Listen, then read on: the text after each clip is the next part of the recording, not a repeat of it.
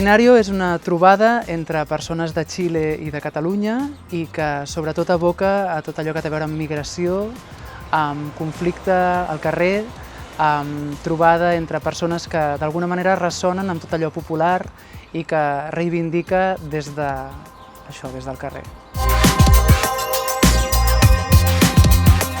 A Tàrrega ens hem trobat després d'estar un any que no treballàvem juntes i tenint en compte que va ser molt intens quan ens hem trobat fa un any, que no ens coneixíem de res i que havíem parlat molt durant la pandèmia,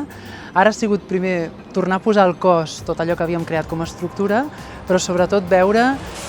què volíem fer ara, no? Què en volíem fer d'allò, què ens ha canviat, en quins punts ens trobem a nivell de cultures i sobretot quina importància té avui en dia posar un cos al carrer i que parli d'això, de migració en el sentit més ample de la paraula, no només amb el fet de traslladar-nos territorialment, sinó com hi ha espais de transició que són importants i que són,